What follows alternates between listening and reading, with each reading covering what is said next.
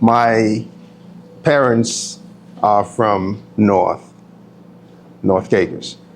My father, as you know, was in the British Army, and when he was called to service, he took his family to Grand Turk.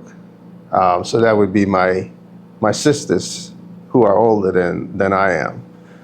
I was born in Grand Turk, and so was my brother, the Reverend Calvert Hamilton. Ah, I knew there was a reverend. Right. Reverend Dr. Calvert Hamilton. So when my mother's father died, my grandfather on her side, when he was very ill before he died, she moved there, and he died shortly after that. But I was 5 years old at that point, and that's when I first actually went to North, to Caicos period. So that's how that happened, Mr. Missick, Reverend Dr. Missick. But we stayed there after his death and his funeral, talking about my grandfather, and we went to school. What was his name? Alonzo Gardner. He was from Major Hill. The Gardners So from... Your mother was a gardener. My mother's a gardener, right. And so we stayed there and went to school there for a short while, for another 4 or 5 years. And that's how I got to know everything about, or as much as I know about North. I'm surprised at how good my memory was, and it's not as good now, but I remembered everything. People always ask me, how do you know all this? From that age, right? So that meant when I returned to Grand Turk, I was around 9 years, going in 10. And that's how it began. When I left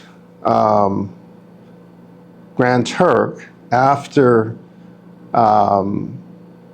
high school with the famous Charlie Best, Oh, yeah. you know, the best era. That- And literally, with the cane. right, literally the best era. Tell them what you're talking about. We're talking about the headmaster of the schools in Turks and Caicos, yeah. And his name was Charlie Best. From Barbados.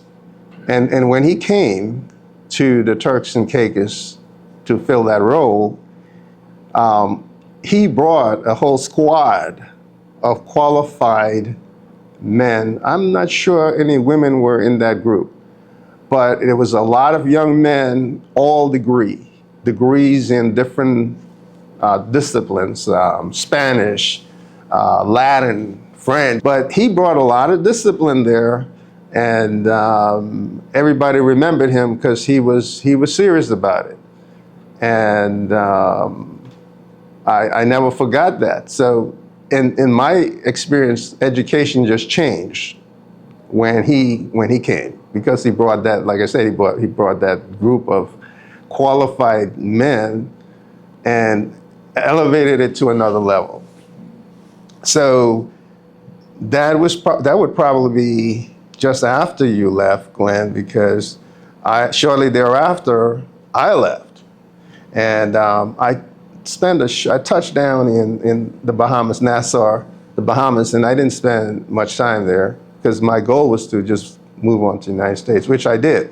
And that's when we met up in Brooklyn, New York.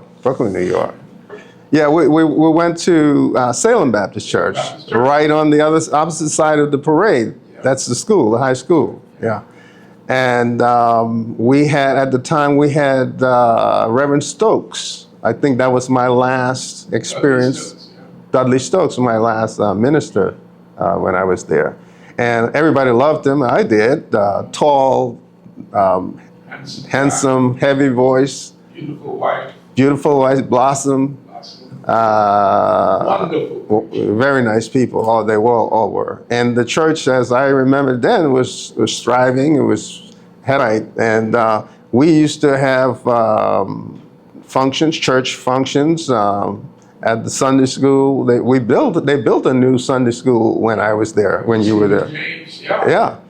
And prior to that, they used to hold functions on this place they called the Mints, right? The Mets. You're right. right down in the area where you live. And That's right. North Road. yeah. And at one of the functions, they used to do activities and so on. So they had one of the activities they had put on was a boxing match, and I don't know why I got into it. I don't know how I got involved, but they dragged me to it. And guess who my opponent was? Who's that? Your brother Fred.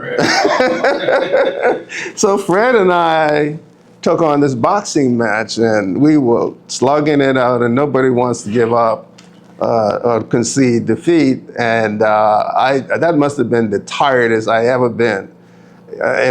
Just like in the real boxing match, you box until you fall. As long as you're standing, you knock him out. Yeah, and my arms, my hand felt so heavy, like somebody had weights on them. And I don't remember how it concluded, but I don't think anybody got knocked out. So that's probably why it lasted so long. That's when I left, went to the States, came to New York. While I was in New York, and we met up.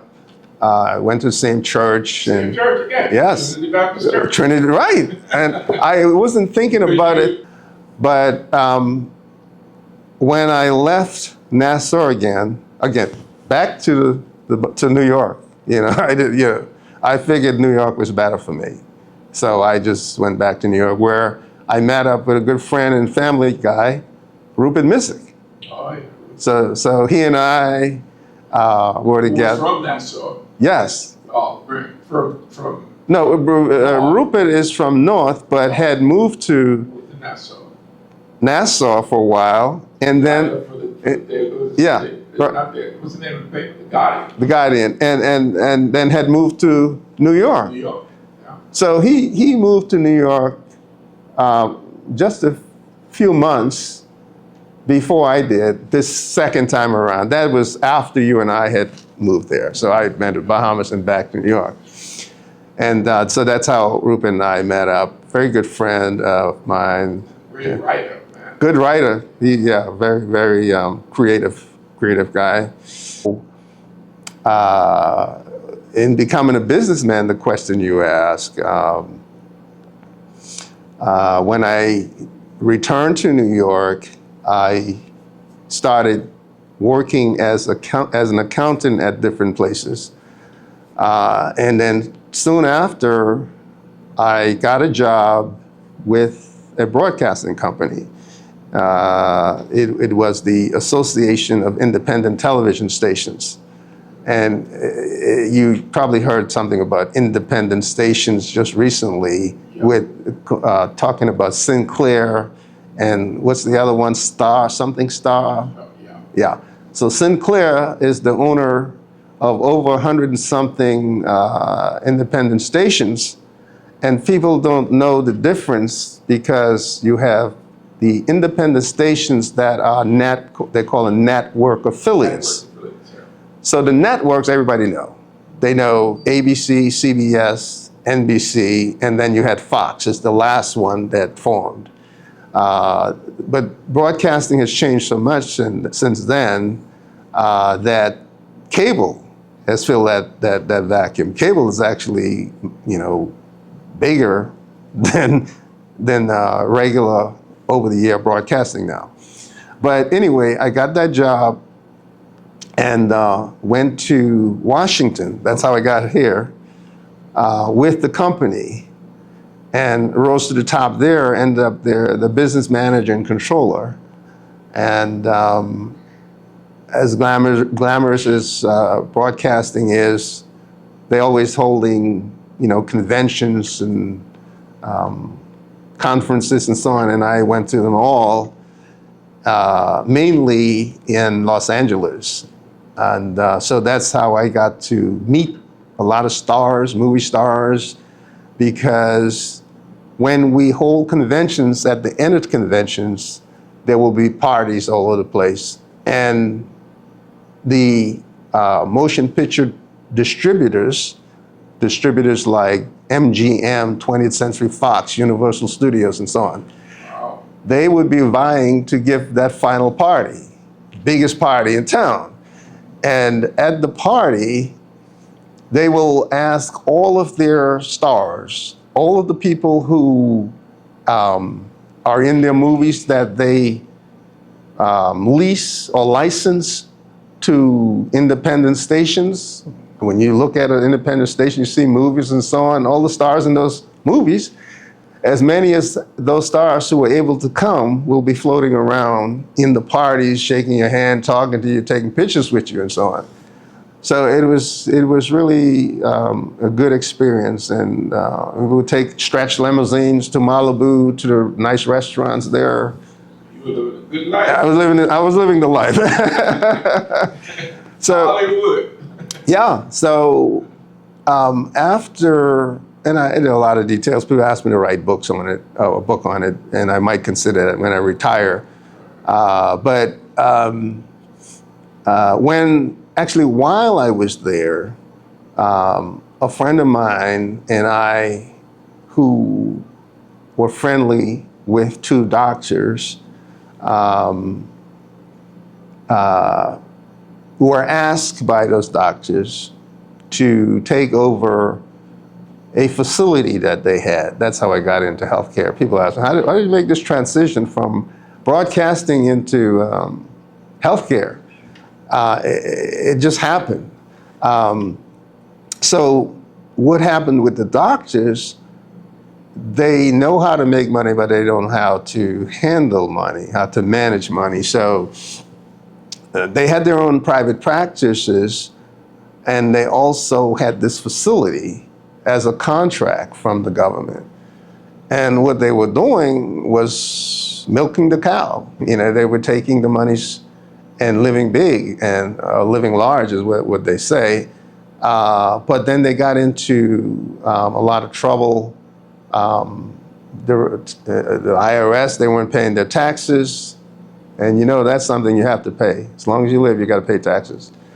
The other thing they did was they weren't following the regulations that has to do with the management of the healthcare. Because when you're talking healthcare, you're talking people. You're managing people's well-being. And they had a lot of deficiencies, and on the healthcare side, they had a lot of, they owed a lot of taxes. So the friend that I knew was already in the healthcare business and was able to attend to the deficiencies on the healthcare side. Obviously, I was able to take care of the penalties and the taxes, the tax situations that they had owed. And so they came to us and said, well, you two guys, very bright young people, and why wouldn't you come and help us out? And in fact, while we were trying to help them, they were decertified. So the government said, you can't do this anymore. You got to sell or give it to somebody else. So they said, why don't you take over?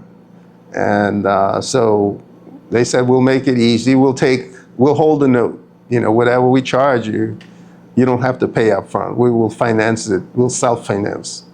We'll finance it for you. And they said, but you got to move fast, because once they take it from us, you know, we have nothing to sell. And so we accepted that. So I was still in my TV job, administrative, behind the scene. You know, I wasn't like on the news or on the front broadcasting anything. While I was still in that job, I was doing the other job. You know, I was running the healthcare business. We only had one. And while we were doing that, I'm still holding my day job, so to speak.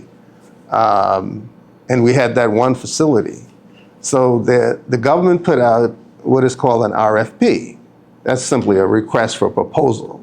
to do a contract. So, That's since the federal government.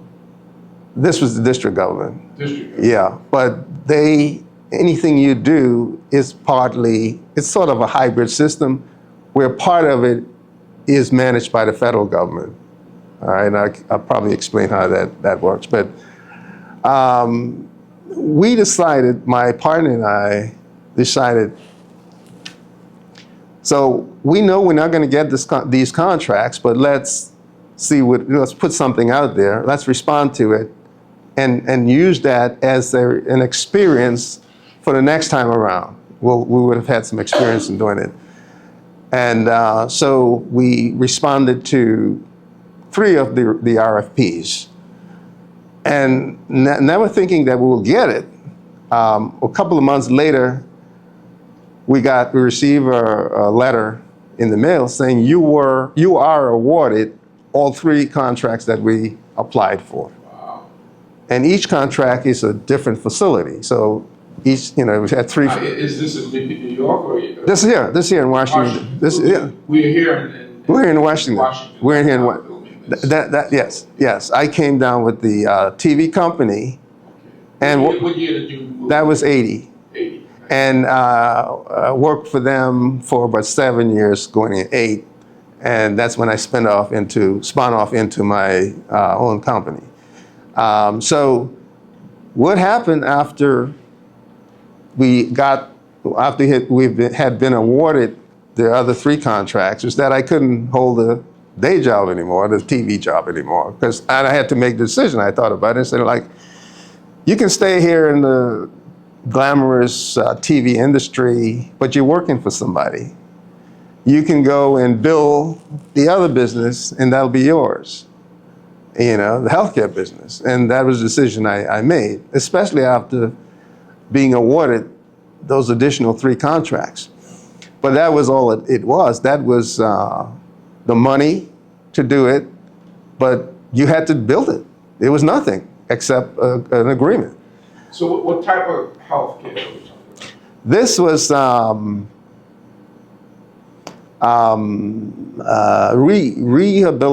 rehabilitative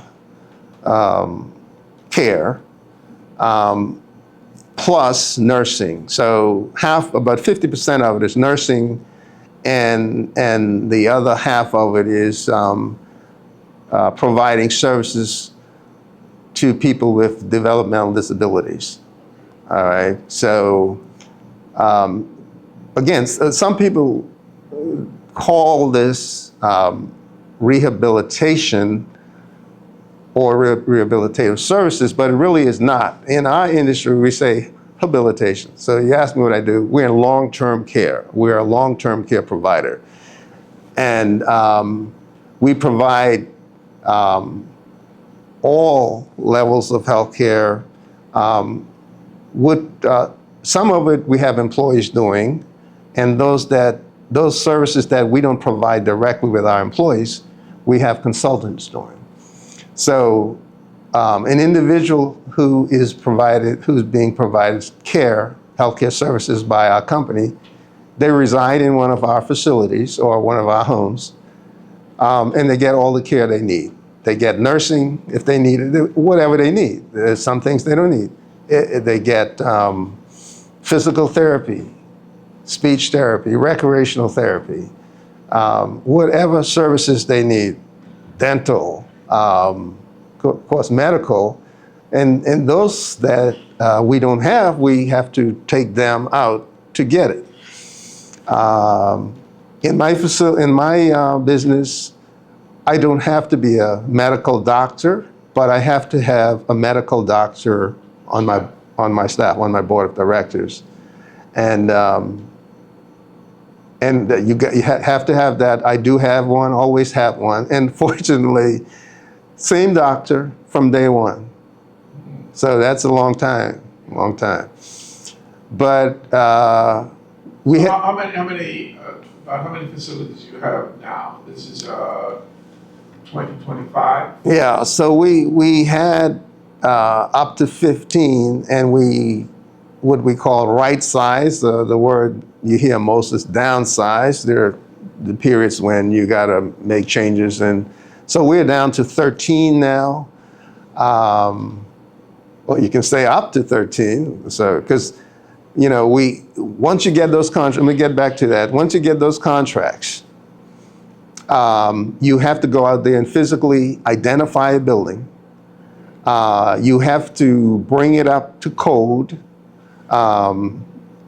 standards. The room's got to be a certain size. This is regulations, not anything you make up. You have to have certain size, at least that size or bigger. Then you have to have the electrical systems redone or tailored to the need. You have to install, if it doesn't have those systems, and most likely it won't, you have to install smoke and fire detection systems. So you have to do a lot to a building before you can put people in them. Then once you have done all those changes, you have to have each one of those departments of government come in, check, and certify. So for instance, you got to have, if you did plumbing, you got to have that department come and check the plumbing. You had an electrician came in to do anything, they got to check that. They have to check the size of the rooms. They have to see whether you have sprinkler systems in the building and smoke, and all these things they have to check. Once you get your certification of that, then you can bring people in. So the contract is all about getting people from the government, people who are wards of the government, whose family can't take care of them anymore. Then the government will step in and provide that care to these people, for those people. And how do they do it? They don't have their own facilities to do that, although they used to have institutions which they moved away from just around the time when I got into this business. And they call that deinstitutionalization, where they will move people. In every state had these big institutions where they put people who needed these services, who couldn't take care of themselves and who didn't have the families to do it. And that is not the best kind of care. So through deinstitutionalization, which was new back in the 80s, meant that you're not going to live in those huge institutions where you're just a number and you're ill-treated and abused, but you move into smaller settings, like a home-like setting, like a big home. But there's someone there supervising you and providing the needs. That's the only difference. And they're community-based. They're not somewhere in the jungle, somewhere in the same neighborhoods that other people live in. Just to fast forward a little bit, you are the CEO of what is the name of your company? I'm the president and CEO of Multi-Therapeutic Services, Inc. Now, just recently, going into a year, I hired a CEO, so I abandoned that last title. I gave that up to someone because I'm setting myself up to either semi-retire or to retire, to phase out. So Back to Turks and Caicos? Probably Florida. I have a home in Provo, so I digress there, but to get back to your point, after I settled in Washington, my daughter's mother and I got married. We didn't have her then, Lisette Hamilton. She graduated from Syracuse University, and she kept there. She didn't want to come back to this area, I guess. And as much as she doesn't like cold, it's freezing up there. But she also got married there to an attorney who went to the same school. And so she now helps you out. She is now helping me out. In fact, when she and her husband were here for a short period of time, she directly worked in the company as HR director. And she's been working for big companies like unions and government departments and so on. And that's all she did. The HR, back then we called them what? Personal personnel director. So now they call that HR director. And she worked with me until they returned. I actually did some work pro bono for his church, and you were in town, and we christened Lisette at his church, and you were there as to be her godfather. That's right. Long time ago. Long time ago, yeah. Wow. Long time ago. I would say to folks that you should plan. You should plan how you're going to do things. You shouldn't do it helter-skelter. Try to know what you want to do, and then do it. Look at examples of it, or examples of people who have done it, and try to do it. You do it your way, though. If you work for somebody, try to learn from that work, from that job, and figure out how you can transfer that to your own benefit. If you're a skilled person, you don't even have to have, high degrees and all that stuff. I have a master's degree now, but I didn't have it when I started. And people would tell me all the time, why are you working for this company when you can do it for yourself? And that was some of my motivations. People always say, like, you're a smart guy, why don't you do it for yourself? One of the things that people are very afraid of is taking risks, stepping out there, doing it for yourself. And I got to say, when I started my own business, I was a little nervous about meeting the payroll for so many people. That's a commitment. You got to do that. When those people work and that payroll day rolls around, you can't say I don't have it. You said that you had at one point you had 150. Now I have 150. I used to have more when I had more facilities, but after downsizing, I used to have close to 200 employees. Now I have about 150. But when I first started, I used, and this is a little different from what you asked me, because they're not going to get here right away. I'm just going to fill this in and go back to what you said. And this has to do with the risk. So I use my contacts that I developed through the television company when I was the business manager and controller there, all the bank contacts, all this, that. And once I jumped into my company, I was like, these people know me. I know them. I'm not working for the TV company anymore, but we know each other. And I just made an appointment. And in some cases I didn't have to, because I had such a good relationship with them. I just walked there and I'm like, I'm doing my own business now, and you guys know me. I'm a man of my word. If I said I'm going to do something, I'll do it. I'll make a commitment to do it. Now, they will finance you or help you to do these things, but you got to have some collateral. That means, okay, I'm going to take the risk to give you some money to meet your payroll until your check comes from the government, or until you get the money. Well, what if that money doesn't come? How do I get paid? That's collateral. You got to have something to put out to guarantee them they'll be able to pay. And once they know that you're a trustworthy person, that's all they need. Of course, you're going to sign some documents, but that's what happened in the early days of my business, early months rather of my business. I had some savings, which I'll recommend to people before you jump off into your own venture. Try to save some money so you can do a lot of this thing yourself without getting into debt right away, or trying to get, because it's harder to get financing. And I was able to finance my business, and starting with one, I think I remembered that the cost to run one at that time was about 40 grand a month. And like, how are you going to get this? Right? I had some savings. I had a pension plan from the television company, and I used that, and I said, well, this is my savings, and if you put this out there, you can stand a chance to lose it, and then what you have. I said, but I believed in myself. I said, I'm not going to lose it. And I'm not just going to leave it in a bank account or in a pension account somewhere because it doesn't grow that fast. I can grow this faster myself by doing my own business. So that's what I did.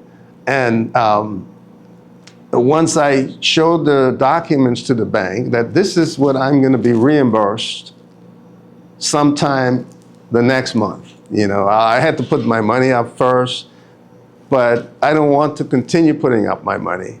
And we reached a point where my money didn't matter. When I grew so big, there was no way I can find my own money to make payroll and stuff. So it was either that you manage your funds properly so you'd have the money yourself, and if you fall short, you can go to the bank and get it. That's how I did that. But again, getting back to how young people starting out could do their own thing.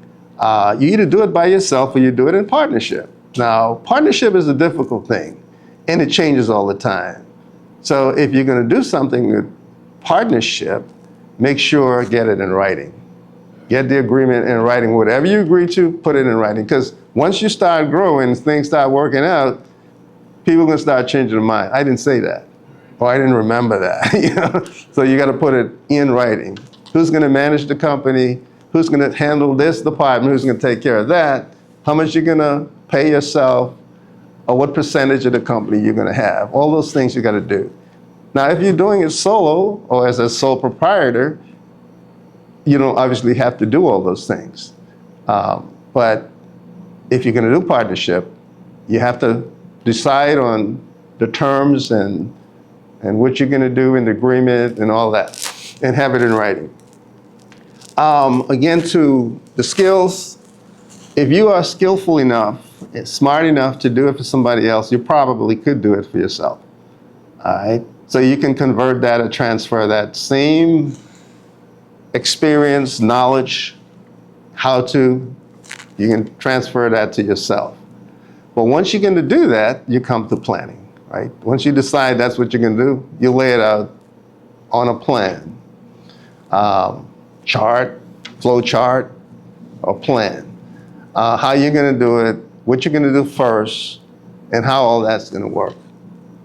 That's basically how you can get started by yourself. Sometimes it takes staying up at night, burning the midnight oil. Exactly. That's the planning part. You don't just think, just write something on paper. You think it through. What if? You do the what if scenario. What if I do this and this doesn't work? This fails. Then you got to have a backup plan, because if you don't have it, you're going down the drain.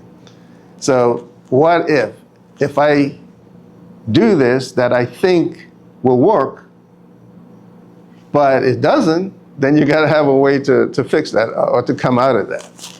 Fred is older than I am, and I think you're a couple so you of... and I were born in 1950. Then. Yeah, but you're a couple of months older than me. You are president of the, in terms of giving back to the Turks and Caicos, you are president of the Turks and Caicos Diaspora Association.